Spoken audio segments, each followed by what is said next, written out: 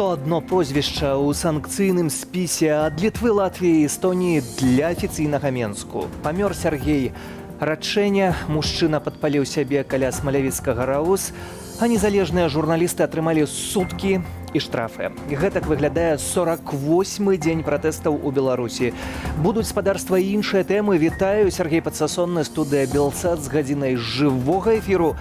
Будьце з намі.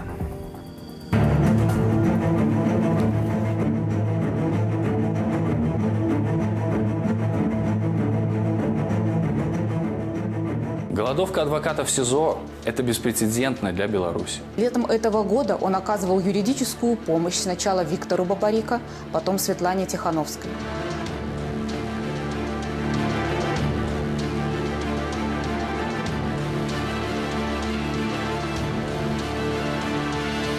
Многих РУВД избивали, тоже на землю ложили. Там не один парень был с мной в камере.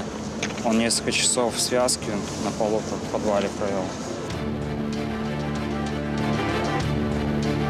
Рэпрэсіі супраць усіх людзей, журналістаў вырашылі наогул раскатаць па-жорсткаму.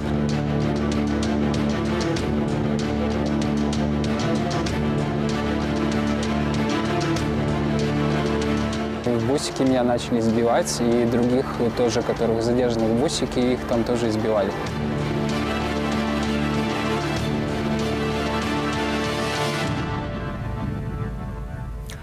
Праца незалежных журналістаў у Беларусі выглядае як у вайсковых умовах, і кожны дзень навіны з фронтавых палёў па-сапраўднаму. Гомель, Яўген Меркіс затрыманы 14-го, 15 сотняў, Пінск, Андрэй Якімуш 10 сотняў, Менск, Дзяніс Ганчаренко, Алесь Любянчук, гэта ўжо сёння спадарства, і 12 сотняў кожнаму, і па 30 базавых велічыняў штрафу. Менск таксама затрыманы напярэдадні, суд сёння. Павел Патапаў, 15 сотняў арышту. І гэты спіс няпоўны, бо ёсць яшчэ і іншыя журналісты, якія знаходзяцца за кратамі. З намі на сувязі Ірына Слаўнікава, прадстаўніца Белсату ў Беларусі. Іра, вітаю. Вітаю, Сергей. Іра, тое, што адбываецца з журналістамі і перадусім з нашымі калегамі, гэта зачыстка незалежных медыяў ужо, якая распачынаецца, ці як гэта можна акрэсліць? Гэтая зачыстка, яна пачалася яшчэ перад 9 жніўнем. Цяпер гэта натуральнае паляванне на нашых журналістаў, менавіта на журналістаў, якія супрацоўнічаюць з Белсатам.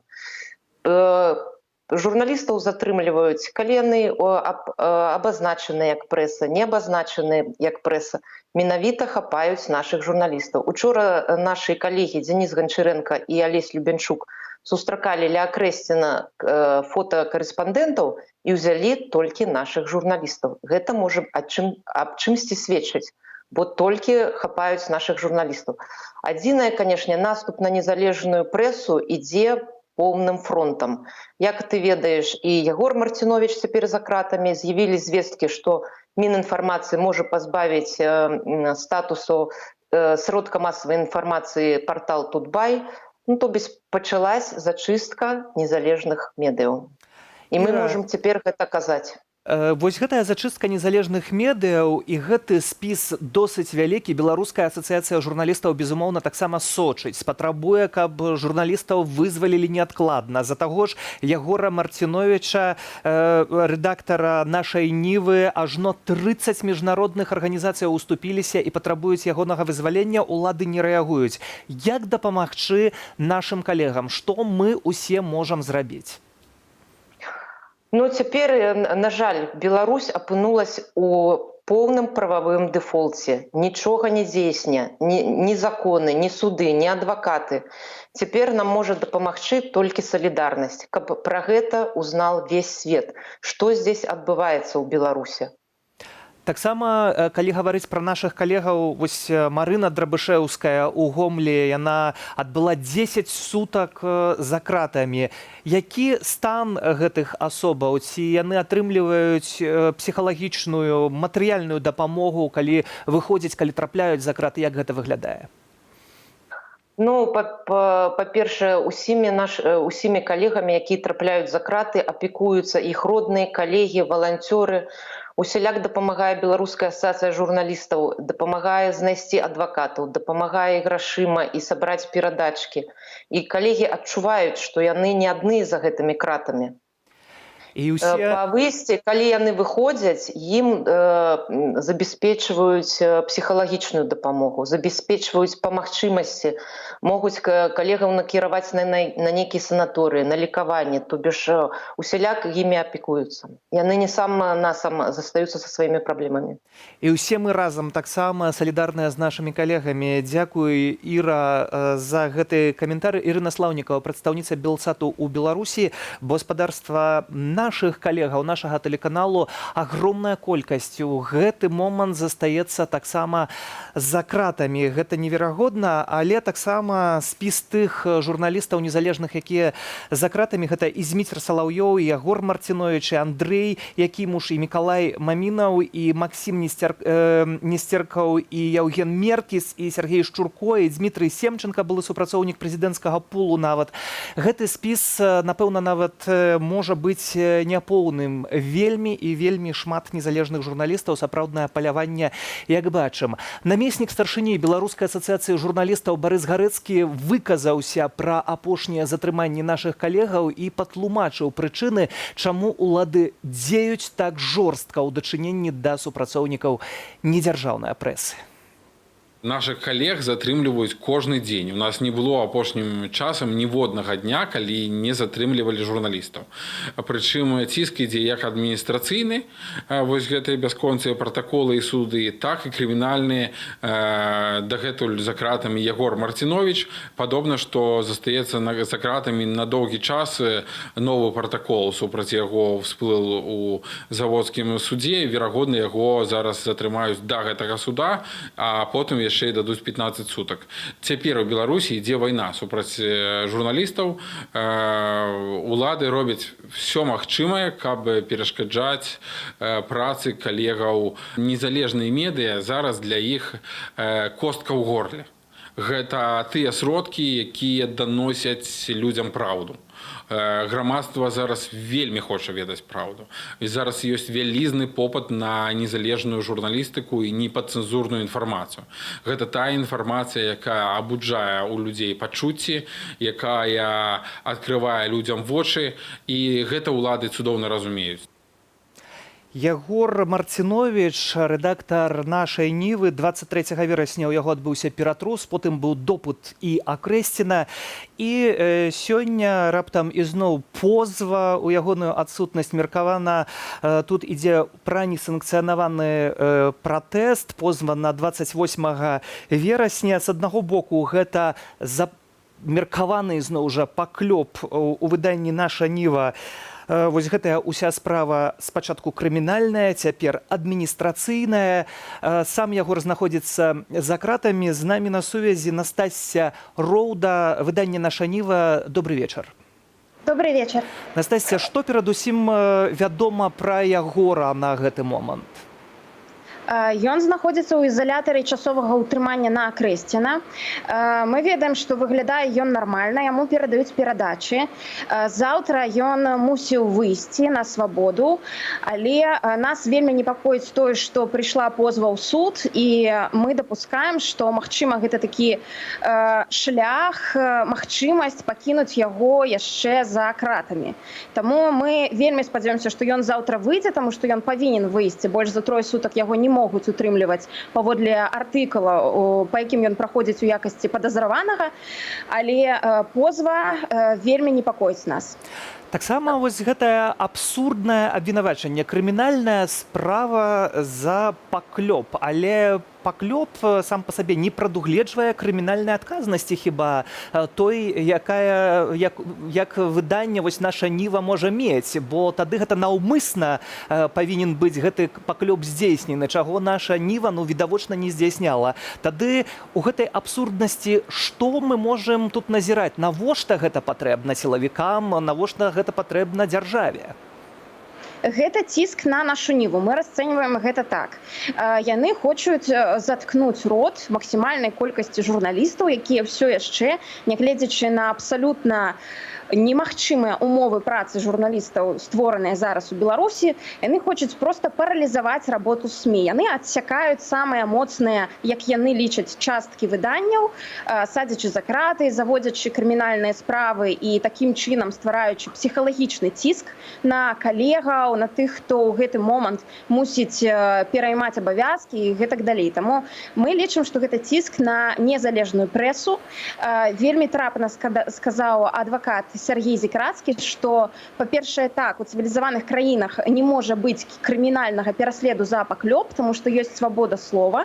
А па-другое, тое, што так, крымінальная адказнасць магчымая толькі ў выпадку, калі мы наўмысна задумалі штосьці супраць чалавека і надрукавалі нейкі матэрыял. Ясна, што все тыя сведчанні людзей, якія прайшлі праз Акрэсціна, не могуць быць наўмысна задуманымі. Мы проста слухаем людзей і паказваем, расказваем, што яны перажылі, знаходзячыся там. То бок вы мяркуеце, што вось менавіта гэтыя гісторыі гвалту, які здзяйсняўся на Акрэсціна, гэта галоўная прычына, галоўная падстава для пераследу?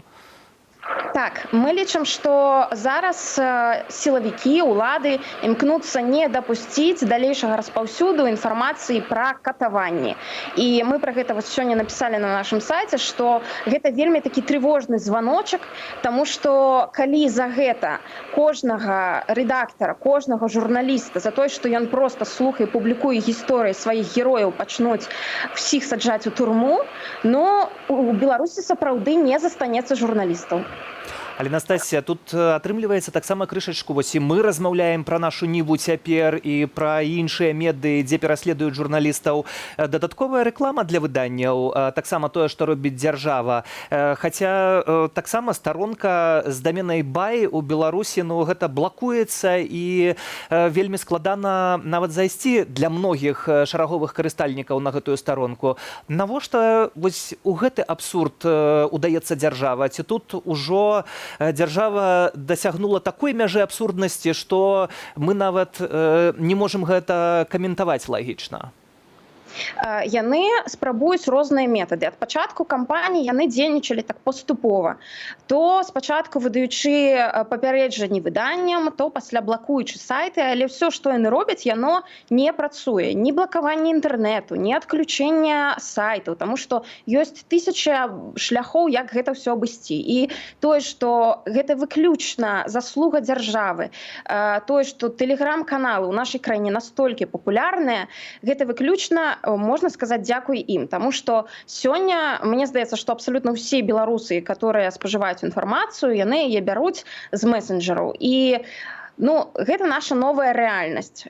Якой яна будзе далей, невядома. Але тое, што людзі атрымліваюць інфармацыю з незалежных СМІ, ад незалежных там блогераў, з незалежных крыніц, яўна не ад дзяржаўнай прэсы, гэта відавочна. І таму ўлада дзейнічае як бы супраць сябе. Ўсё, што б яны не рабілі, гэта ўсё пасля вылазіць ім бокам. І тое, што уздымаецца народ на абарону журналістаў, незразумела, за што пацярпелых там адвакатаў, людзей, катаваных, ўсё, што вылазіць на паверхню, гэта ўсё толькі ўзбуджае людзей і вельмі нервуе і абурае. Таму накал такі, ён захоўваецца ўжо некалькі месяцаў і невядома, калі ён спыніцца. Гэта тое, пра што кажуць многія незалежныя эксперты, перакладаючы ўсю адказнасць менавіта за тое, што адбываецца на дзяржаву. Дзякую вам за гэты каментар. Настасья Роўда, выданне «Наша ніва». І нагадаю спадарству, што прынамсі 30 міжнародных арганізацыяў патрабуюць вызвалення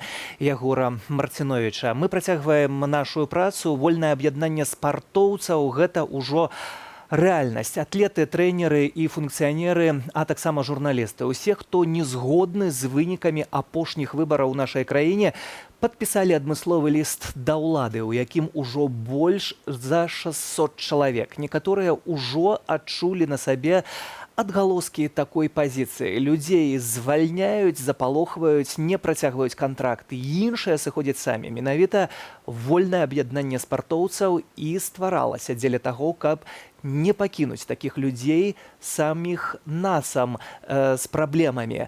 Наш спартовы аглядальнік Дмітрый Суханович пагутарыў з адным са стваральнікаў аб'яднання, галоўным трэнерам гандбольнага клубу «Віцязь» Леон Константинам Яковлевым.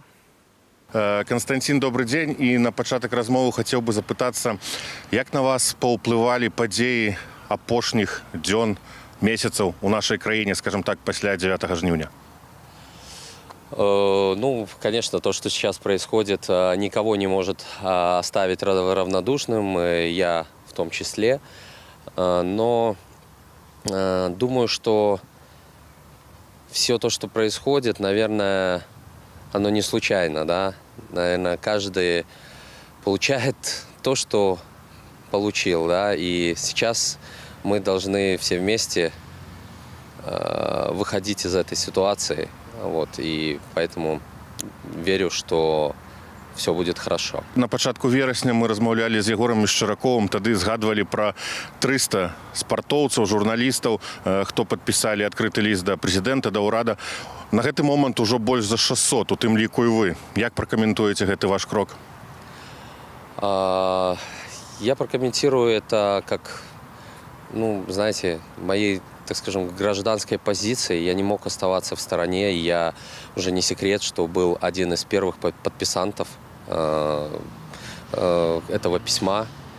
И мне очень приятно, что к нам присоединяется очень много спортсменов, которые так же, как и я, как и мы все, разделяем одно и то же мнение, что выборы были нечестными, так скажем, предполагаем, да, и это свидетельствует много видео и на интернет-просторах, да, и кто-то даже сам знал, слышал, видел какие-то вещи. Я знал, и мне многие мои друзья, знакомые, близкие рассказывали о каких-то фактах, поэтому я верю лишь своим глазам и своим ушам, да, то, что могут там рассказывать, где я сам это все видел, сам это все проходил, поэтому однозначно моя подпись, я горжусь тем, что я подписал это письмо, и, знаете, пользуясь случаем, хотел бы сказать о том, что тем людям, тем спортсменам, которым сейчас тяжело и на которых сейчас давят, очень хорошо поговорить со своей совестью и принять правильное решение. Некаторыя спартоўцы кажуць, што пасля гэтага, як яны падпісалі, на іх аказваецца ціск. І вось яшчэ адзін шэдэўр ад Міністэрства спорту на днях выйшаў, што патрэбныя перарабіць кантракты, дапаўнення, ў дадатак напісаць, што спартоўцы павінны ведаць словы гімну, не размаўляць са сродкамі масавай інфармацыі без іх дазволу, выкарыстоўваць толькі дзяржаўную сімволіку. Ці гэта паспрыяе выніку, ці я не знаю, навошта гэта?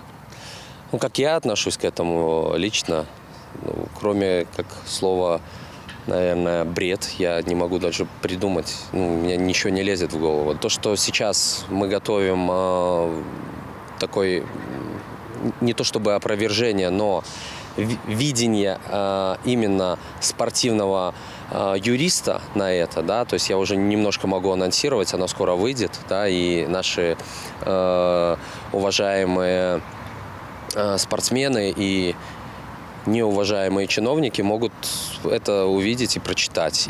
Таксама створанае вольнае аб'яднанне спартоўцаў, ну, калі казаць па-руску, то свабоднае аб'ядненне спартсменаў, то бок СОС.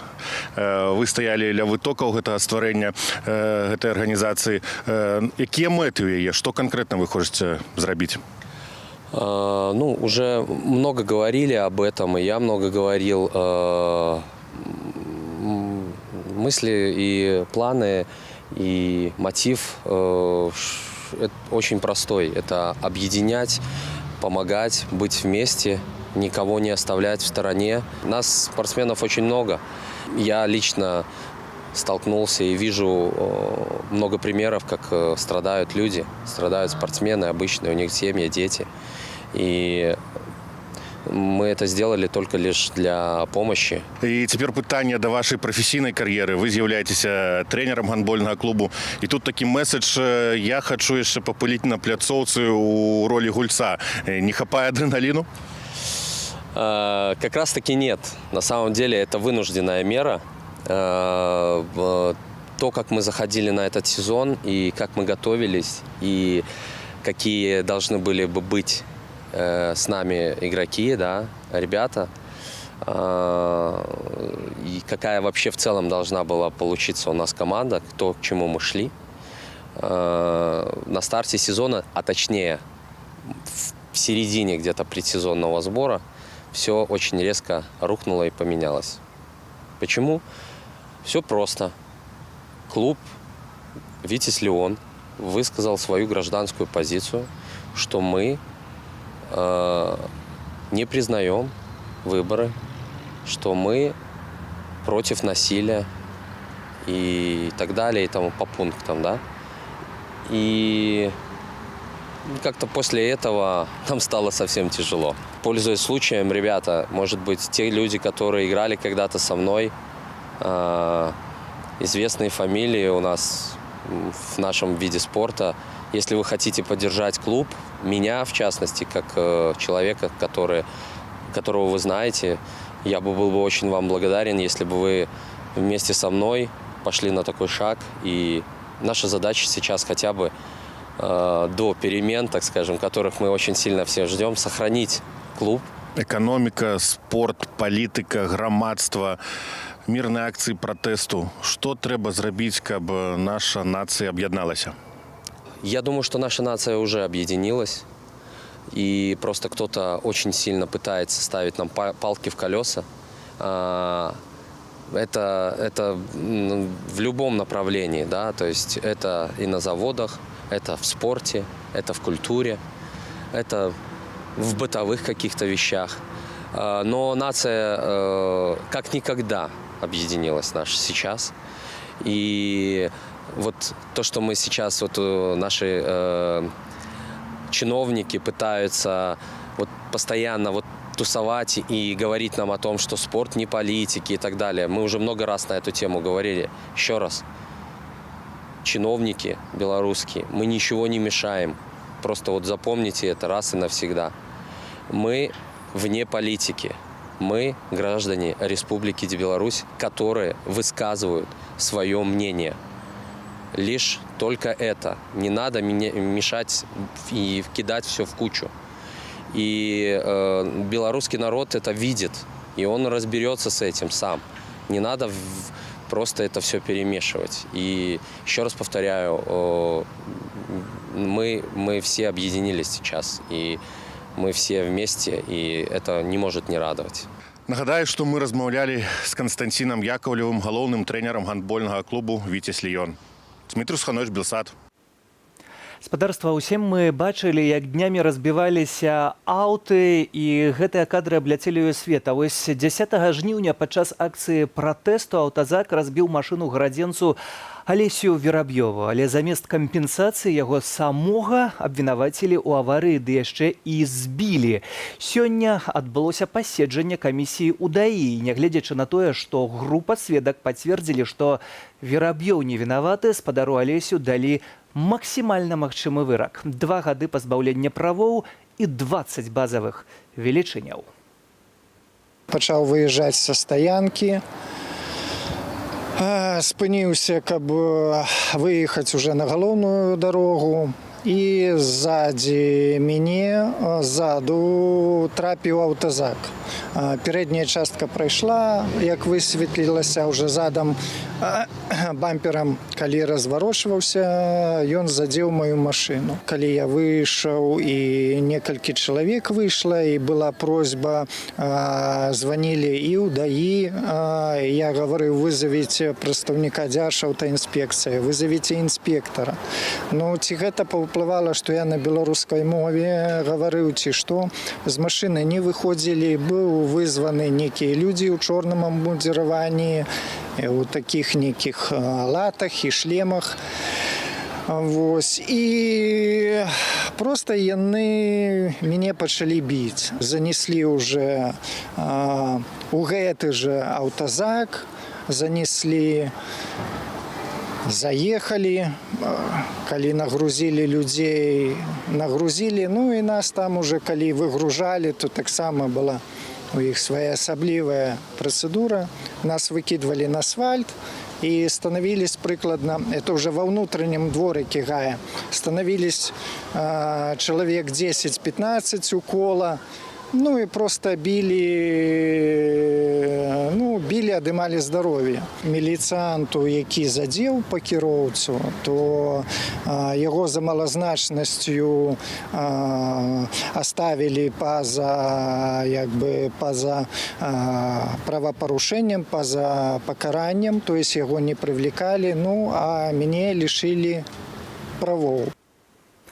А мы, спадарства, застаемся ў горадні працяг тэатральнай гісторыі, якая пачалася у нядзелю, калі спектакль быў спынены на знак салідарнасці з адным з актораў, а гэта, спадарства, быў Сергей Курыленко, які таксама быў ужо ў нашым эфіры, але на гэтым гісторыя не скончылася. Той акцёр, які выйшаў на сцэну і абвесціў, што спыняюць спектакль, гэта быў Ігар Уланаў, якога звальняюць з драматычнага тэатру. Таксама салідарных акцёраў Васіля Мініча і Наталлю Лявонаву пазбаўляюць прэміі і даплат. І што цяпер з тэатрам увогуле пад пытаннем? Ці таксама яго чакае лёс як купалаўскага тэатра ў Менску, бо спектаклі на дадзены момант цалкам прыпыненыя афіцыйна, нібыта з-за коронавірусу. Але усе квіткі на сёння і на заўтра былі прададзеныя. Аднак спектаклі не адбудуцца. З намі на сувязі Васіль Мініч, актор гарадзенскага драматычнага тэатру, а таксама Наталля Лявонава, акторка гэтага ж гарадзенскага драматычнага тэатру. Вітаю, спадарства. Здравствуйте. К сожалению, вот мы хотели бы пригласить вас в театр и оттуда давать какие-то комментарии, но театр больше, я так понимаю, не является нашим домом, поэтому нам приходится делать это на улице под фонарем. Мало того, сейчас милиция охраняет наш театр, и нам пришлось оттуда, даже с территории театра, переместиться к Неману. А што адбываецца ў выніку з Ігарам Уланавым, вашым калегам? Ці яго звольнілі, бо ён адмаўляўся падпісваць гэтыя дакументы? Як выглядае ягоны лёс цяпер? 42-я статья была яму абвешчана. Так, звольнили. Но он не подписал документ об увольнении, не подписал. И сейчас мы очень надеемся на какую-то помощь, возможно, какую-то солидарность, возможно, какой-то пересмотр этого дела. А ці чакаеце таксама салідарнасці іншых калегаў? Бо вось у нядзелю ўсё ж такі гэта салідарнасць была моцная для Сергея Курыленкі і ягонай жонкі, якіх затрымала міліцыя і спынілі спектакль, з-за чаго ўсё пачалося. Ці калектыў гатовы надалей быць салідарнымі? Да, мы готовы, и причем большинство коллектива, фактически весь наш коллектив, во всяком случае творческий, он готов... И не только артисты, также службы, многие нас поддерживают. Мы одна семья. А як мяркуеце, ці гарадзенскі драмтэатр, які ў пэўным сэнсе з'яўляецца сімвалам вашага гораду? Бо кожны, вось я з Гомеля, але калі я узгадваў горадню, то для мяне вось гэты будынак быў пэўным сімвалам, як мяркую для многіх людзей. Ці гэты сімвал чакае таксама той лёс, які пасціг купалаўскі тэатр, то бок фактычнае закрыццё? А мы очень надеемся, что так не будет, очень надеемся. Но, например, остановка спектаклей, и если Игоря Уланова уволят, то фактически он занят в большинстве репертуарных спектаклей. Вот, это первое. Мы не знаем, как мы вообще дальше будем работать. И тем более к нам приходил, вы знаете, Караник. Мы долго с ним беседовали, 1,5 часа про поле закона. И я так понимаю, что все, что мы сказали, не пришлось по душе. Каранік ужо паказаў сябе ў міністэрстве аховы здароўя, цяпер узяўся за гарадзеншчыну і за гарадзенскі тэатр. Вось такую вайну пачынае з мастацтвам. Спадарыня Наталля, я так разумею, гэта ваша гісторыя. Вы таксама шматдзетная маці, і тут Нет. гэта не Нет, вы, яшчэ одна акторка. Это Мария Бутримович, да, она у нас многодетная мама, и она тоже попала вот под эти репрессии, ее тоже лишили выплат и социальных, и всех премий, да, вот такое есть. У И яе заслуженный артист таксама Куриленко и его жонка Харитонова таксама позбавили усіх выплат. Вот, затрымалі не толькі Курыленка, але яго жонку таксама. Гэта таксама наша акторка. Вось гэта вайна з мастацтвам. Як вы бачыце, якое выйсце вы можаце прапанаваць таму ж Караніку, і што вы, як акторы, як калектыў тэатру прапаноўвалі на размове, бо такая размова адбылася? Да, адбылася. А што мы маглі прапанаваць? Мы прапаноўвалі новыя чэсныя выбары. Вось. То бок тут зусім ужо не да гульні. Тэатр замяняецца ў жыццё. І жыццё, на жаль, якое выглядае часамі брутальна. Дзякуй вам за гэты каментар. Наталья Лявонова, акторка гарадзенскага драматычнага тэатру, Васіль Мініч, актор гарадзенскага драматычнага тэатру, з намі на сувязі. І спадарства, мне падаецца, што гэта можа быць апошняя вайна таго, хто ваюе з мастацтвам, якую распачаў Каранік і якую распачынае дзяржава.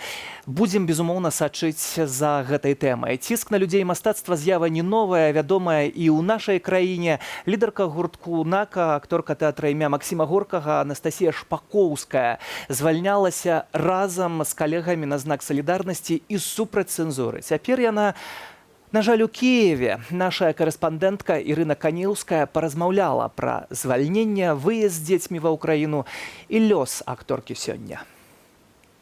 Настя, расскажите, пожалуйста, почему вы уехали из Беларуси? Смотрите, все, в принципе, началось еще в апреле, когда я принимала активное участие в предвыборной кампании Виктора Бабарика, была членом инициативной группы, собирала подписи, активно принимала участие в всяких акциях, которые были с этим связаны. Потом, после того, как Виктора Бабарика посадили в тюрьму, мы подключились своим творческим ресурсом и организовали такое движение «Культ-протест», которое в основном занималось акциями, видеообращениями. Я с группой «Нака» записывала песню. В общем, была такая заметная достаточная деятельность у всего того, чем я занималась. И потом уже после событий 9 августа мы тоже провели ряд таких ярких акций. И у меня было несколько звонков. Что послужило вот тем вот толчком, чтобы вот действительно стать и политически активной? Это участие Виктора Бабарика в предвыборной кампании. Поскольку я с Виктором знакома уже давно по всяким творческим проектам и делам, это человек, который вызывает у меня безусловное доверие и уважение.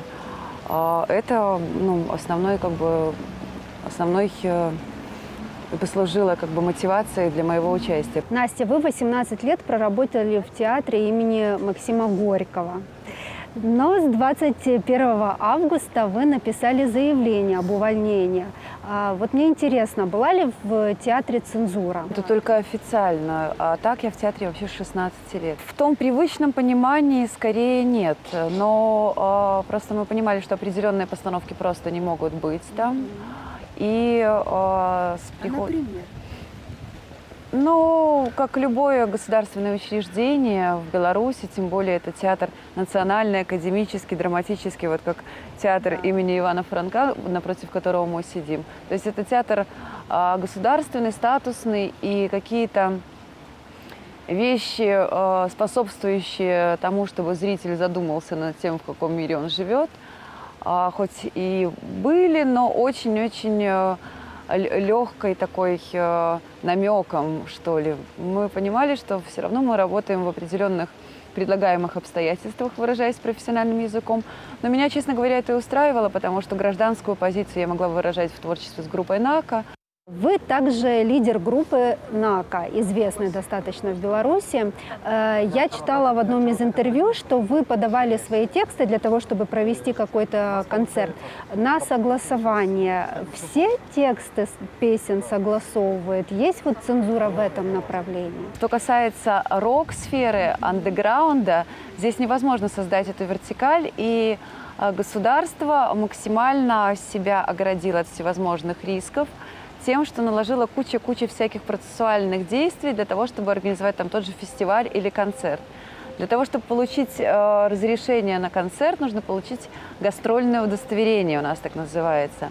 И у них, у людей, которые принимают решение на выдачу либо не выдачу этого гастрольного удостоверения, как раз-таки есть этот список неблагонадежных артистов, которым категорически нет, которым может быть, но скорее всего нет.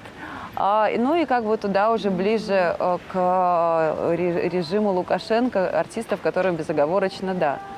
Я человек, который в 2010 году после страшной площади, где тоже жестко избивали и посадили в тюрьму большое количество людей, выпустила макси-сингл с заглавной песней «Всех забрали».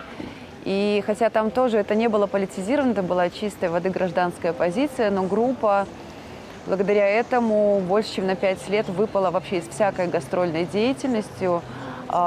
Были сняты все песни с радио, естественно, про участие в каких-то передачах на телевидении не могло быть и речи. Вот ваше мнение, как стоит сейчас себя вот вести в данном контексте, да, в контексте России?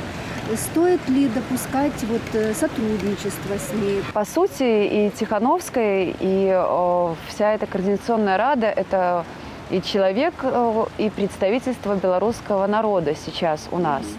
И заявлено совершенно четко, что это временные люди, которые урегулируют временные моменты по поводу передачи власти, по поводу освобождения политзаключенных и по поводу проведения новых честных демократических выборов. То есть это наш мостик в новую жизнь, и поэтому я однозначно поддерживаю все их высказывания. И мы все прекрасно знаем, что спонсор нашего геноцида сегодняшнего дня – это Владимир Путин. Но поскольку Путин тоже видит слабость Лукашенко, и поскольку он пытается увидеть возможных союзников, сейчас, наверное, грубое слово, но мы же понимаем, что Путин заинтересован в сохранении режима в Беларуси. Он прекрасно понимает, что если у нас получится, а у нас получится, они будут следующие, потому что он там натворил делов не менее страшных, чем у Лукашенко у нас. И поэтому он выискивает среди возможных кандидатов, которые могут сменить Луку, тех, на кого, ну, хоть не опереться, но с кем можно будет хотя бы взаимодействовать.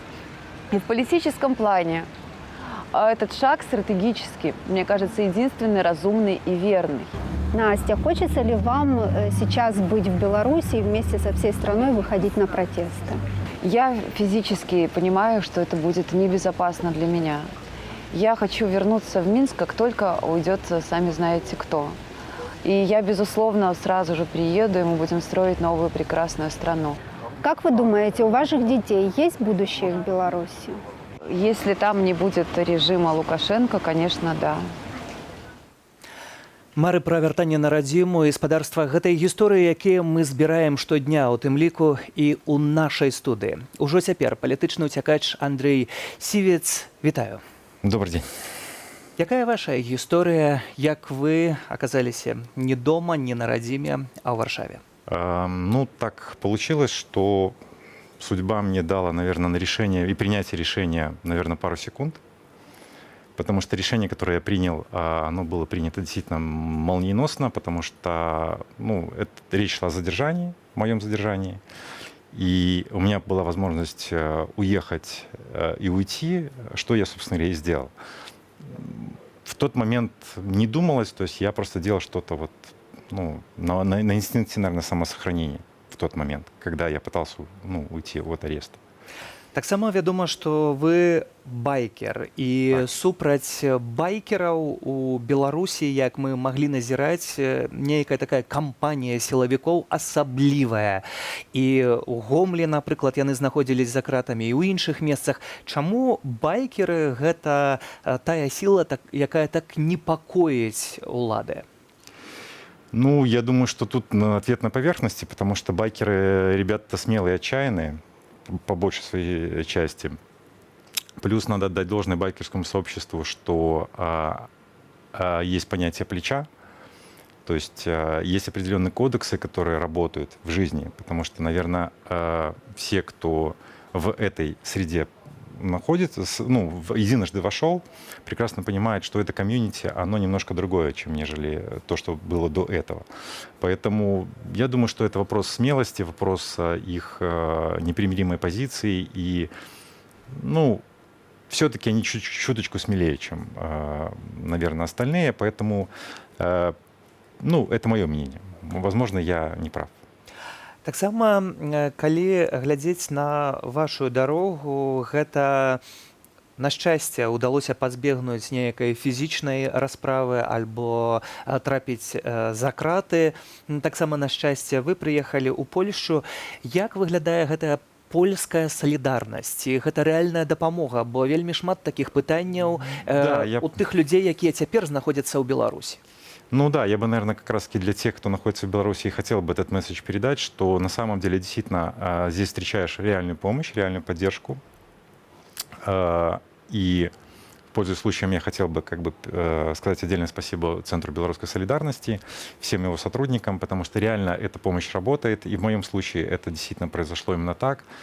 Потому что до моего момента, потому что я уже в Польше почти месяц, вот. И до момента, пока я не обратился в сам центр, то я достаточно плохо понимал и представлял, как мне действовать, потому что жизнь меня очень быстро из одних обстоятельств перенесла в другие.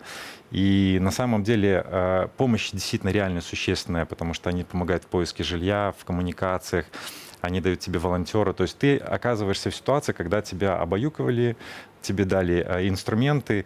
Понятно, что ты уже дальше волен делать, что ты считаешь нужным, но в любом случае на первых порах всю необходимую помощь, которая необходима, они оказывают. Это факт. Спадар Андрей, безумоўна, ёсць надзея на тое, што сітуацыя ў Беларусі зменіцца і будзе магчымае хуткае вяртанне. Але здараецца па-рознаму. І часамі тыя людзі, якія уцякалі з Беларусі, прыязджалі на месяц, на год, заставаліся на ўсё жыццё. У вашым выпадку, як мяркуеце, як будзе развівацца гэты сцэнар? Чаго спадзяецеся, што далей? Ну да, конечно же, мы надеемся на лучшее. Естественно, что поскольку я работал с финансами, с рисками, и, в принципе, я понимаю, что это такое, я понимаю, что нужно просматривать в голове разные сценарии, в том числе и того, что ты можешь не вернуться. Вот. Но, честно говоря, просто лучше эти мысли гнать от себя. То есть лучше верить в победу. И я думаю, что большинство людей, которые находятся сейчас в Беларуси, они движутся, и их движет именно это. Потому что именно вера в победу, именно вера в то, что мы идем до конца. И не надо бояться идти до конца. Вот мой конкретный случай это показал. То есть, да, я шел до конца до тех пор, пока не столкнулся с реальной угрозой. Но если есть возможность, силы, желание, то надо идти до конца.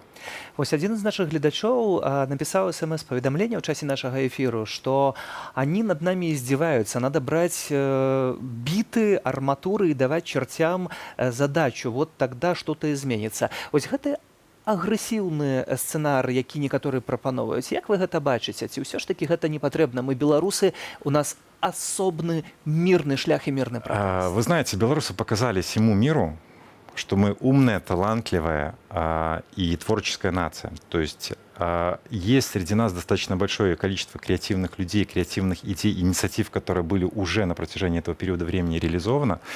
Они все были мирные.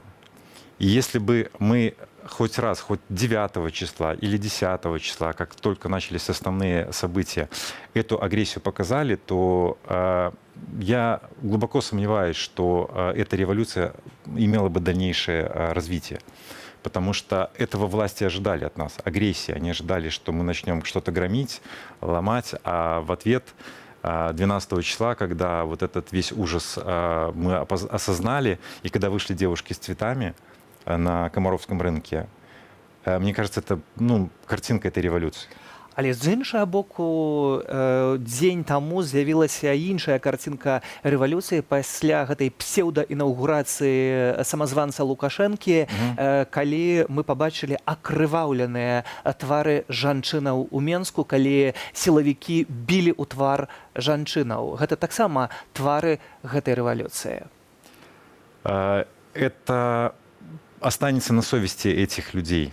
Я более чем уверен. Я просто очень хочу, чтобы инициатива того же, вот мы это обсуждали, я хотел бы сказать, что вот инициатива, с которой вышел Андрей Максимов, он записал видео в YouTube, все его наверняка уже просмотрели. Очень бы хотелось, чтобы лица этих людей, которые наносили эти удары, чтобы мы узнали не когда-то там завтра, в какой-то там непонятной перспективе, а чтобы мы узнали их завтра, послезавтра, чтобы мы четко понимали, что именно этот силовик, принадлежащий к этой структуре, нанес этот удар этой женщине. Чтобы он в следующий раз подумал, что он делает и зачем он замахивается на эту женщину. Мне кажется, подобного рода инициативы, которые реализуют белорусы, именно креативные, умные, они дадут нам возможность победить, потому что по-другому не может быть. І вось, напрыклад, у працяг гэтай ініцыятывы з'явіўся надпіс уначы на доме кіраўніка менскага АМАПу Балабы. Тут жыве забойца. І цяпер усе ведаюць нумар кватэры, дзе жыве гэты Балаба і куды можна прыйсці ў двухкосці падзякаваць, але вось гэта таксама пытанне, ці гэта кранае людзей, у якіх, магчыма, і няма зусім сумлення. Дзякуй вам за гэты каментар, дзякуй за тое, што вы прыйшлі ў гэтую студыю, дзякуй за тое, што вы рабілі, і гэта вельмі важна для кожнага беларуса ведаць, што ёсць салідарнасць. Она есть.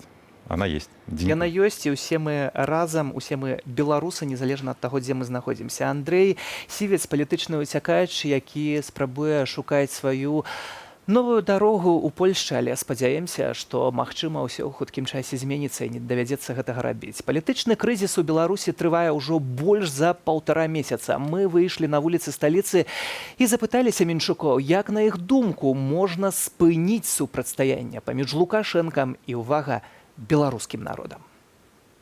Наверное, надо иметь диалог с обществом. Точно, это так должно быть, наверное. Но...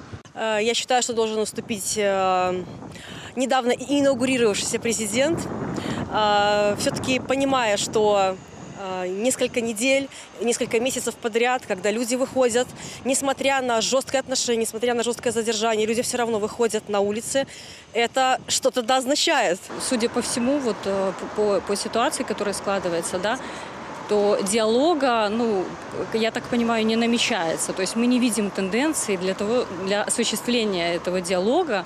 То есть, никаких предпосылок не видно. Вот это тоже очень странно, потому что выходить из кризиса нам надо. Как это прекратить? Наверное, кто-то третий должен вмешаться, когда два спорят, понимаете? Вот. Потому что очень тяжело жить стало. Мы такие мирные, мы такие красивые, мы такие добрые. И очень-очень жаль, что вот так это проливается кровь ни за что. Договариваться надо, наверное, как-то.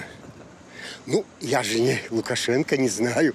Может быть, Координационный совет у него получится как-то. Может быть, влияние стран как-то тоже поможет.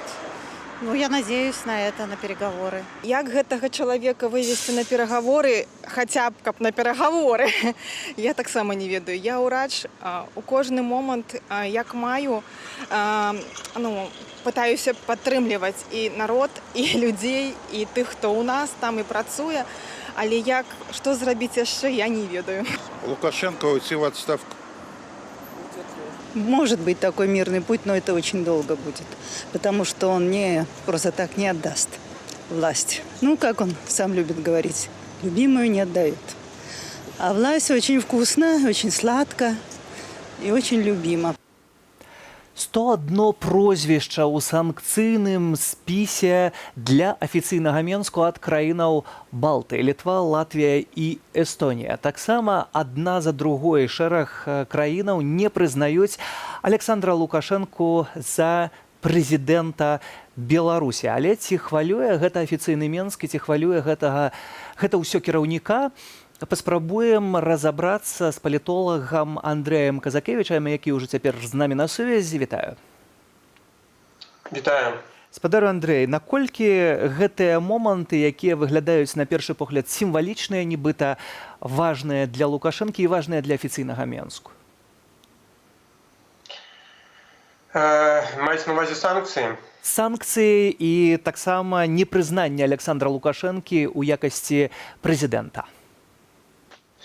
Ну, конечно, гэта непрыемна, але я думаю, што беларускія ўлады былі да гэтага гатовыя тады, калі прымалі рашэнне пра жорсткі разгон. Таму, конечно, асноўны эфект гэтых дзеянняў будзе не ў плашчыні нейкіх сімвалічных, некім сімвалічным вымярэнні, не ў пытаннях рэпутацыі, а ў тым, што, конечно, гэта будзе значыць вельмі сур'ёзныя эканамічныя і юрыдычныя наступствы для дзеючай улады. Таму што ставіцца пад пытанне заключэння нейкіх дамоваў новых з дзяржавамі, якія не прызналі. Незразумела, якім чынам будзе ажыццяўляцца супрацоўніцтва, у тым ліку па розных праграмах дапамогі, крэдытам, гуманітарнаму супрацоўніцтву і гэтак далей. Все гэта зараз падвешваецца, і відавочна, што будуць страты для беларускай улады, істотныя фінансавыя страты. Ну і, конечно, такое аслабленне яно адпужваць будзе і ўсе іншыя краіны. То есть маецца на ўвазе тыя краіны, якія, можа, і прызнаюць Лукашэнка, ці прызналі, але будуць значна больш асцярожна устанавліваць кантакты з афіцыйным Менскам, улічваючы гэты факт. То есть это фактычна ўсе краіны, акрамя, можа быць, пасавецкай прасторы, дзе ёсць такія ўстойлівыя кантакты. Але і на адносіны з Расіяй гэта паўплывае негатыўным чынам, таму што гэта значна аслабляе перамоўныя пазіцыі Лукашенка, і хутчэй за ўсё менавіта такая знешнепалітычная ізаляцыя, такія істотны знешнепалітычны крызіс, ён прывядзе да таго, што проста Лукашенко все больш і больш трэба будзе прымаць па пазіцыі Кремля. Уже варыянтаў неяк адстойваць свае нейкія інтарэсы перад Масквой, іх все менш і менш. Александр Лукашенко нават сваёй рыторыкай падкрэслівае, што ён пойдзе ў кірунку Масквы, пра гэта ён адкрыта заяўляе. Спадар Андрэй, а вось ці можна прадугледзець такі сцэнар, што Александр Лукашенко будзе проста непатрэбны ў такой сітуацыі Маскве, і Крэмль скажа, што мае ўжо яго досыць і трэба штосьці з гэтым рабіць? Шмат у чым гэта ўжо адбылося. Лукашенко, уже зламаны шмат у чым для беларуска-расійскіх стасункаў, тому што з ім зараз падпісаць нейкую сур'ёзную інтэграцыйную дамову, это значыць выклікаць абурэнне большай часткі беларускага грамадства, значнай часткі міжнароднай супольнасці. Тое самае, калі, напрыклад, дамагчыся прыватызацыі прадпрыемства, гэтая прыватызацыя таксама будзе ставіцца пад пытанне і грамадствам, і апазіцыйнымі суб'ектамі, можа быць, і міжнароднымі структурамі. То есть, у любым выпадку Лукашенко зараз не так шмат можа Расіі даць. І сувязі з тым, што ён сапраўды зараз вельмі слабы з пункту сваёй легітымнасці і сваіх унутрапалітычных пазіцый. Это па-першае, што я хацеў бы сказаць. А другое, ведаеце, тая настойлівасць, з якой Масква акцэнтуе менавіта канстытуцыйную рэформу, і тое, што гэта канстытуцыйная рэформа мусіць не зацягвацца, а фактычна быць праведзеная на працягу наступнага года, паказвае тое, што Масква больш думае не столькі пра тое, як падтрымліваецца Лукашэнкі, колькі пра транзіты, якія схемы, варыянты гэтага транзіту ўлады ў Беларусі магчымы. Але калі я гляджу асабіста на Александра Лукашэнку, на ягоны такі спрыт, як ён заўсёды сябе паводзіць у палітыцы, то падаецца, што ён спрабуе цягнуць час і перагуляць тут і Владзіміра Пуціна, таксама зацягнуць час. І ў наступным годзе... Я абсолютно з вами згодны, именно так это все выглядае. Ну, але, напэўна, у Кремлі таксама ж людзі гэта разумеюць, прынамсі бачна, як сітуацыя выглядае з крэдытамі ці фінансавай дапамогай. Выведалі 1,5 мільярды, а ў гэтым годзе мільярд, наступным 500. Это значит, напэўна, наступны транш, апошні, да, які прыпадае на наступны год, ён будзе выдзяляцца ў залежнасці ад таго, ці будзе нейкі прагрэс. Вось. І ввогуле з гэтай сумы, напэўна, большая частка так і застанецца ў Расіі, таму што будзе пакрыты проста выдаткі на энерганосбіты, плюс на рэфінансаванне доўгу. Вот, тому я думаю, что тут будуть обставлять Лукашенко певними такими істотними обмежуваннями, не допускать такой ситуации, что вот он просто всех еще раз подманит, да, и растягнет эту реформу там на 5 год, как отсидеть этот термин до конца. Хотя, конечно, спробовать будет, но але вот один, что скажу, что зараз, конечно, ситуация, особенно коли казать про внешнеполитичную, яна вельмі складана, і калідор для гэтых вот схістанняў, для нейкіх такіх вот манёвраў у Лукашэнкі вельмі вузкім. У нас застаецца хвіліна эфіру. Напрыканцы размовы вельмі коротка я прасіў бы. Александр Лукашенко і Владимир Макей таксама пагражаюць люстранымі санкцыямі супраць еўразвязу таго ж. Наколькі гэтыя санкцыі рэальныя, што можа афіцыйны Менск, якую пагрозу рэальную зрабіць?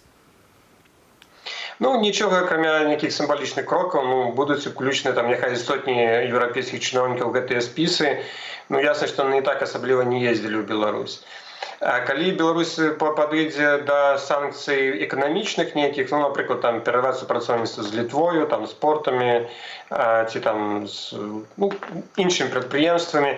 Праблема ў тым, што гэта, конечно, можна зрабіць, але гэта будзе мець вельмі негатыўны эфект для самой Беларусі. То есть гэта вельмі моцна ударыць па беларускай эканомікі. Таму тут Менск дакладна не выйграе і нікога не зможа пакараць. Дзякуй за гэтую размову. Андрей Казакевич, палітолог на відэасувязі з Менску. А спадарства таксама сёння была заява пра тое, што афіцыйны Менск не будзе прызнаваць польскіх дыпломаў студэнтаў, выпускнікоў, якія прыедуць з Польшчы ў Беларусь, на што Польшча адказала, што ахвоча прыме спецыялістаў. Ну і таксама нібыта прыезджых з-за мяжы з заходніх краінаў будуць адсылаць на 2-тыднёвы каранцін. І зноў Александр Лукашенко ваюе з шараговымі грамадзянамі і з уласнымі людзьмі, а не разбіраецца ў прычынах усёй праблемы, то бок у сябе. Для вас працаваў Сергей Падсасон. Беражыце сябе і сваіх блізкіх. Добрых выходных, наколькі гэта спадарства магчыма. Наперадзе ў нас аб'ектыў. Заставайцеся з Белсатам. Да сустрэчы ў эфірах.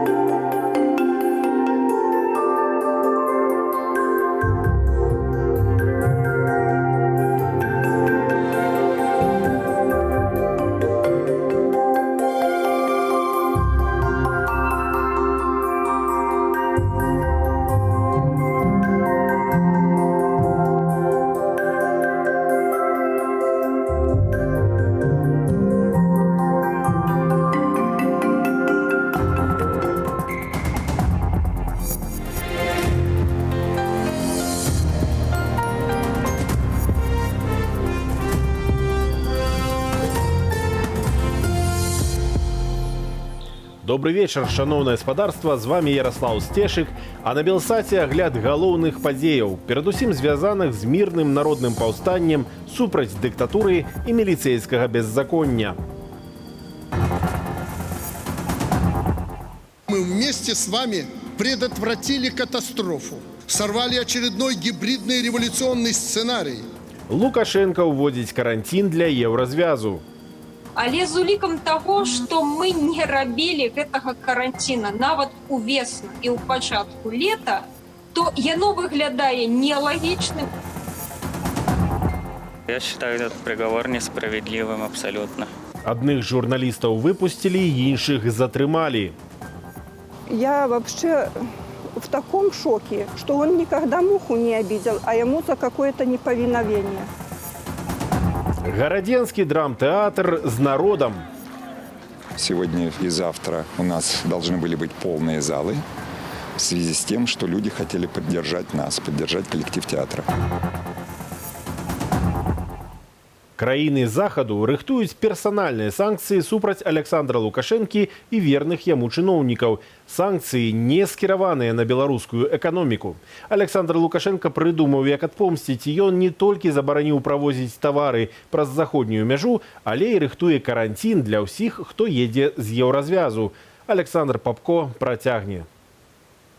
Першымі замежнымі гасцямі Лукашэнкі пасля таемнай інаўгурацыі сталі кіраўнікі расійскіх рэгіёнаў. Разрешите от своего имени, от имени жителей Ленинградской области поздравить вас с избранием.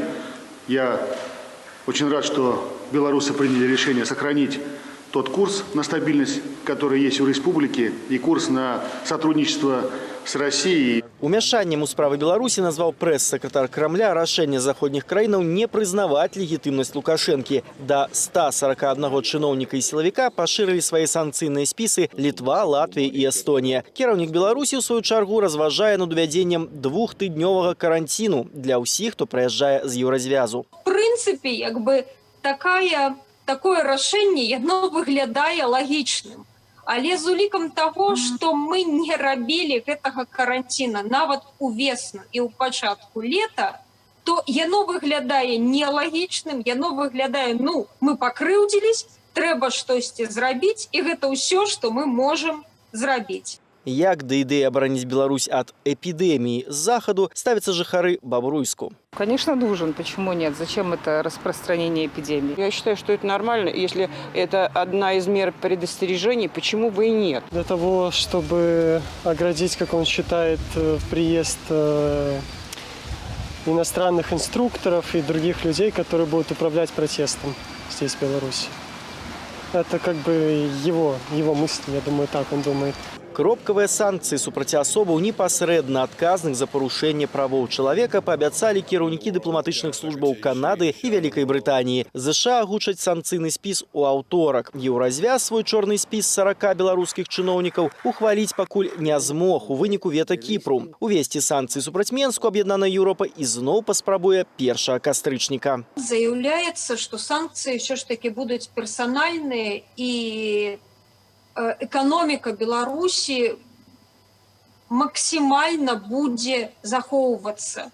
Нават тыя еўрапейскія праекты, якія ўжо ёсць, яны пакуль што не прыпыненыя.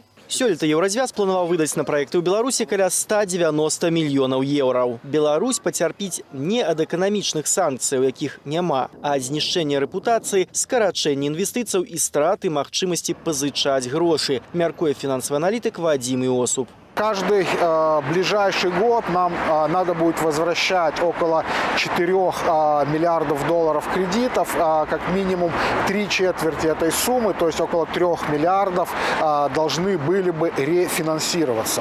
Сейчас из кредиторов у нас осталась только Россия, но вряд ли Россия возьмет на себя обязательство ежегодно кредитовать Беларусь на 3 миллиарда долларов. Свайму расійскаму калегу Александр Лукашенко прапанаваў сустрэцца 28 або 29 верасня на форуме рэгіёнаў Беларусі і Расіі ў Менску. Аднак на 28 верасня ў Пуціна запланаваная іншая сустрэча з прэзідэнтам Кыргызстану Сааронбаем Джээнбекавым. Александр Попко, Белсат.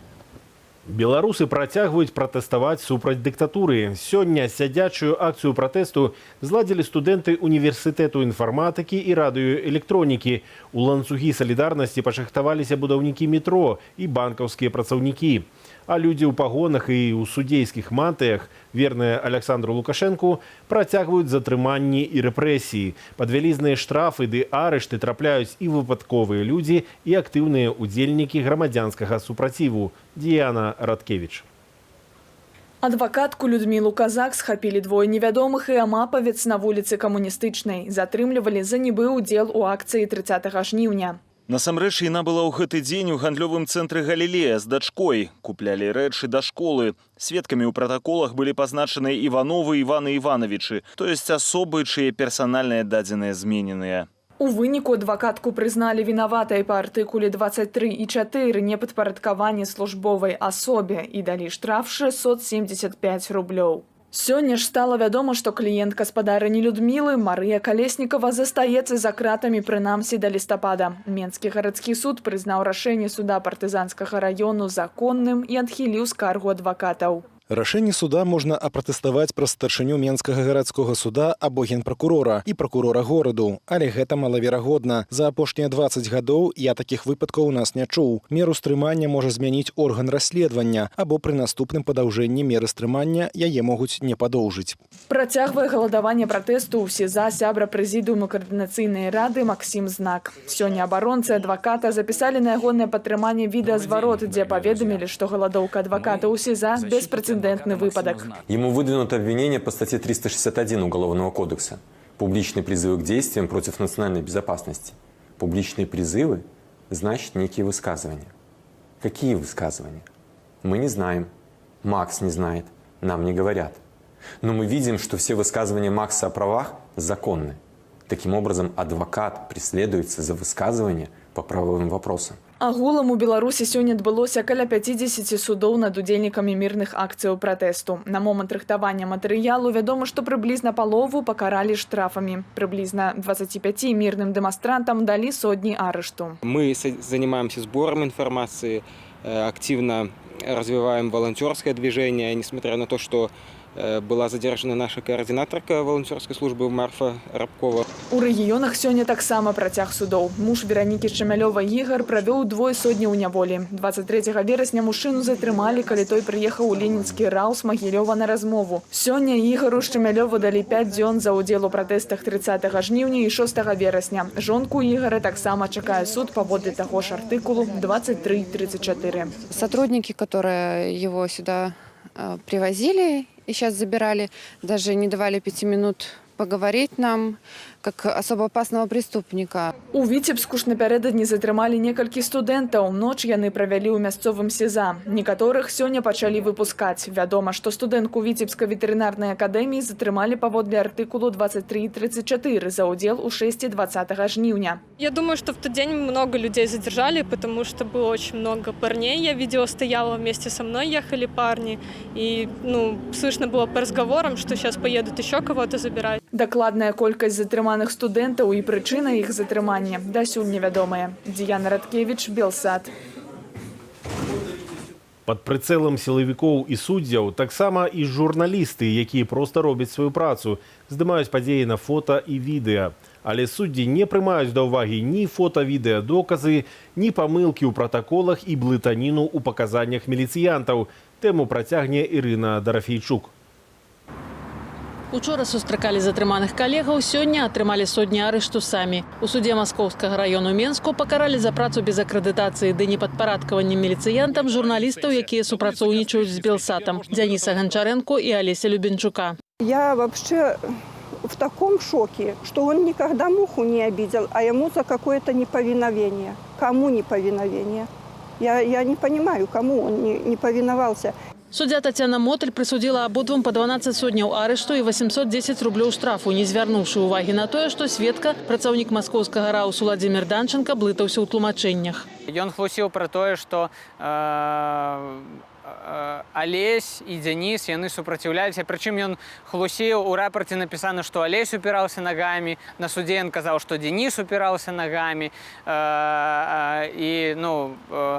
І ён адзін іх дваіх выцягнуў, яму не дапамагалі супрацоўнікі АМАПа. На акрэсціна журналісты меліся сустракаць пасля 11-дзённага арышту фотажурналістаў Александра Васюковіча і Уладзя Грыдзіна, якіх асудзілі за ўдзел у несанкцыянаваным масавым мерапрыемстве, то бок здымкі падчас акцыі 13 верасня. Справу пры гэтым дапрацоўвалі, а протакол цалкам перараблялі. Ці будзеце абскарджваць прысуд? Я посоветуюсь с адвокатом. Я тоже. Скорее всего, да. Чему? Хотя бы просто из-за того, что я считаю этот приговор несправедливым абсолютно. Пасля вынясення рашэння фотакарэспандэнтам шэраг беларускіх незалежных медыяў выставілі на сваіх сайтах публікацыі без фотаздымкаў. Сёння ж новая журналісцкая акцыя салідарнасці. На галоўных старонках сайтаў фота Ягора Марціновіча. Галоўнага рэдактара «Нашай Нівы» затрымалі па падазрэнні ў паклёпе. Гэта крымінальны артыкул. Пры гэтым на панядзелак яго зноў выклікаюць у суд паводле адміністратыўнай справы. 15 сотнямі арышту пакараны ў судзе Заводскага раёну аператар Павел Патапаў, які напярэдадні здымаў акцыю ў сталіцы. Працягваюцца працэсы над журналістамі і па-за сталіцаю. 7 сотняў арышту атрымаў галоўны рэдактар сайту «Магілёўскі рэгіён» Зміцер Салаўёў. Яго судзілі па запісу, які вёл нейкі чалавек, невядома хто. Я так падазраю, што гэта быў супрацоўнік УВД, на якім Дзіма стаіць і проста з камерай здымае, без рознай сімволікі, без лозунгаў, з бейджам преса. Незважаючы на адсутнасць доказаў, суддзя Ленінскага раённага суда Магілёва Алена Літвіна прызнала журналіста вінаватым у актыўным удзеле ў несанкцыянаваным масавым мерапрыемстве 6 верасня. Намеснік старшыні Беларускай асацыяцыі журналістаў Барыс Гарэцкі лічыць, што ўлада мэтанакіравана змагаецца з журналістамі. Грамадства зараз вельмі хоча ведаць праўду. І зараз ёсць вялізны попыт на незалежную журналістыку і непадцэнзурную інфармацыю. Гэта тая інфармацыя, якая абуджае ў людзей пачуцці, якая адкрывае людзям вочы, і гэта ўлады цудоўна разумеюць. Паводле падлікаў бажу, пачынаючы з 9 жніўня ў Беларусі былі затрыманы 194 журналісты. 58 з іх зазналі гвалт падчас затрымання ды арышту. Найбольш у гэтай статыстыцы журналістаў Белсату. Нашы журналісты 14 разоў былі змешчаны пад адміністратыўны арышт. Агульная колькасць сотняў – это 135 сотняў нашы журналісты адседзелі. Сумны рэкардсмен – гэта наш калега з Гомля Еўген Меркіс, якому агулам прысудзілі 35 сотняў адміністратыўнага арышту. З 9 жніўня нашых журналістаў аштрафавалі на агульную суму каля 10 000 рублёў, а 4 з іх на цяперашні момант застаюцца за кратамі. Ірына Дарафейчук, Белсат. Працягваем выданне «Аб'ектыву». У Менску у рэспубліканскім апёкавым цэнтры бальніцы хуткай медычнай дапамогі памёр Сяргей Радчэня. Мужчына, які тыдзень таму каля ганку аддзялення міліцыі ў Смалявічах абліў сябе бензінам і падпаліў. Інфармацыю пра гібель падало Міністэрства аховы здароўя. Сведкі здарэння паведамілі, што падчас спробы самаспалення мужчына не выкрыкваў лозунгаў. Збіць полымя ўдалося працаўніку райаддзелу міліцыі, пасля чаго пацярпелага забрала хуткая дапамога. Ён атрымаў апёкі 95% цела, у тым ліку дыхальных шляхоў. 36-гадовага Сяргея Радчэню Міністэрства ўнутраных справаў ахарактарызавала як чалавека, які неаднаразова трапляў пад адміністратыўную адказнасць, нібыта меў алкагольную залежнасць і схільнасць да самагубства. Сястра загінулага выказала думку, што прычыною трагедыі мог стаць алкаголь, але адразу пасля здарэння ў беларускай інтэрнэт-супольнасці абмяркоўвалі, ці мог Сяргей Радчэня забіць сябе на знак пратэсту супраць дзеянняў сілавікоў. Акторы гарадзенскага драмтэатру праз паўгода дачакаліся, калі на спектаклях будуць поўныя залы, але іх сустрэчу з гледачамі забаранілі. Спектаклі адмененыя, тэатр будзе працаваць у рэжыме рэпетыцыяў, абвесціў дырэктар Ігар Гедзіч, які таксама ўваходзіць у Савет Рэспублікі. Палітычна актыўным акторам Гедзіч абрэзаў заробкі, а Ігара Уланава увогуле звольніў. За кулісы рэпрэсіяў зазірнула Юлія Цельпук. Спектаклі 451 по Фаренгейту и Шинель, адмененыя сёння и завтра у Гарадзенскім абласным драматычным тэатры. Официальная причина – проблемы с COVID-19. Я думаю, что вопрос в другом. Вопрос в том, что сегодня и завтра у нас должны были быть полные залы в связи с тем, что люди хотели поддержать нас, поддержать коллектив театра. Сергея Курыленку и Валентину Харитонову 20 верасня затрымлівалі сілавікі падчас маршу солідарнасці. Акторы, якія ў той час гралі спектакль «Вельмі простая гісторыя», у антракце прынялі рашэнне спыніць спектакль. Зал апладзіраваў стоячы. Але дырэктар тэатру сёння раздаў санкцыі Курыленку, Харитоновай і акторам, якія ў нядзелю спынілі пастаноўку. На 3 месяцы пакінуў на так званым голым акладзе. Дырэктар установы Ігор Гедзіч паведаміў, што тэатр пераходзіць у рэпетыцыйны перыяд. Но вот парадокс, когда в зале был один человек, администрация уверяла нас, что необходимо играть, а вот когда в зале, как говорится, негде яблоку упасть, спектакль отменяется. Актора Ігора Уланова кіраўнік сёння звольніў з працы, што можа быць другою ці першую з двух прычынаю адмены спектакляў. Все те, кто не согласен с тем кошмаром, с тем беспределом силовых структур, которые происходят, все те, которые не могут молчать, я думаю, их ожидает та же участь. Гарадзенскі тэатр узяў перапынак са спектаклямі другім пасля галоўнай тэатральнай пляцоўкі краіны – Нацыянальнага акадэмічнага драматычнага тэатру імя Янкі Купалы, адкуль разам на знак пратэсту звольніліся 52 асобы. Тое, што цяпер адбываецца, немагчыма бачыць і чуць. Адну з акторак, Анастасію Шпаковскую, спецслужбы вымусілі пакінуць краіну. Не толькі за тэатр. Удзельнічала ў штабе Віктара Бабарыкі. Выказвала грамадзянскую пазіцыю праз песні, будучы лідаркою гурта «Анака». Стать человеками не удалось, но удалось человеческой мразью. Наста узгадвае. Для того, чтобы получить разрешение на концерт, нужно получить гастрольное удостоверение, у нас так называется. И у них, у людей, которые принимают решение на выдачу либо не выдачу этого гастрольного удостоверения, как раз-таки есть этот список неблагонадежных артистов, которым категорически нет. У адрозненне ад калектыву Гарадзенскага тэатру у сталічным Купалаўскім творцы і дырэктар былі аднадумцамі, а звальненні распачаліся акурат з дырэктара і былога міністра культуры Паўла Латушкі. Пасля адыходу з дзяржаўнай пляцоўкі, якая абмяжоўвала ў выбары тэмаў, калектыў адчуў другое дыханне. Дык хіба ж мы праў не маем сілы шлях свой адзначаць і сваім уласным краем край свой родны называць. Юлія Цяльпук, Белсат. А вось яшчэ прыклады культурнага пратэсту культурнага народу. Канцэрты проста ў дварах. Новая традыцыя суседскай самаарганізацыі. Да яе далучыўся і аўтазаводскі раён сталіцы. На першы канцэрт саліста гурта «Рэха» сабраліся некалькі дзесяткаў чалавек. Міліцыя ў імпрэзу не ўмешвалася. Не кидай свои гранаты, их назад не вернешь, не вернешь,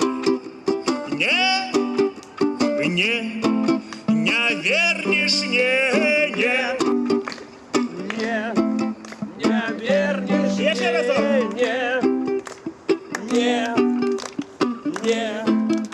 Калі людзі бяруць адказнасць за свой двор, урасце за сваю краіну па вялікім рахунку, і яны самі прадумваюць маршруты, пішуць, вось, і мяне нейкім сакрэтным шляхам везлі, а там стаялі па дарозе яшчэ жыхары, которые глядзелі, каб тут ніхто там не сачыў, вось. І гэта так вельмі натхняе, таму што людзі такія самастойныя, дарослыя, адказныя грамадзяне, якія вось захацелі правесці канцэрт у сваім двары, і яны гэта робяць адказна і вельмі арганізавана.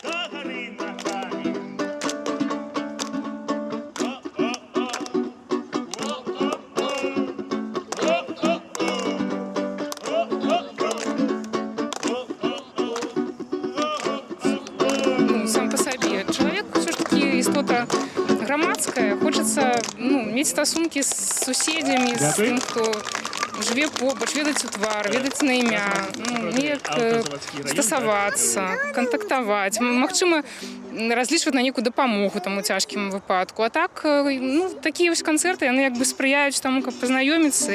Во дворах у нас пока тихо, люди еще не собираются. Я вот здесь живу с 80-го года, по 40 лет, да, и живем. Многие не знают даже тех людей, которые в подъезде живут. Вот. Когда начали собираться, я вот узнал много очень хороших людей. Вот. И концерты я всегда люблю, живую музыку. Та гори ногами нас життя гайдає, мама дорогая, что такое з нами? Та гори ногами, мы у родным краї, та гори ногами. Гэта і нагода сустрэцца з суседзямі, пазнаёміцца нарэшце. Вось, і баявы дух падымае. Ну, дарэчы, вельмі. Ну, і неяк адцягвае увагу ад паўсядзённых праблем. Спяваюць дзяўчаты, а мужчыны паслухаюць, а пасля наадварот. Дзяўчаты, вы гатовыя?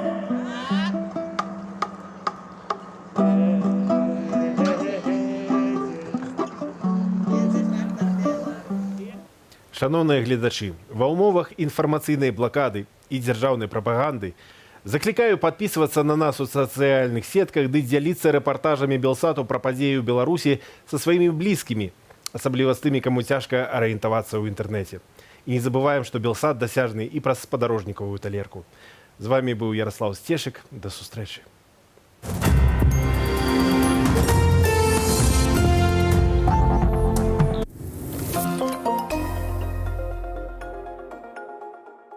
Найбуйнейшы канцэрт на падтрыманне беларусаў. Салідарныя з Беларуссю. Выступяць беларускія зоркі Лявон Вольскі, Зміцер Вайчушкевіч, Нізкіс, Петля Пристрастия, ды артысты першай велічыні Польшчы. Наўпрост з польскага стадыёну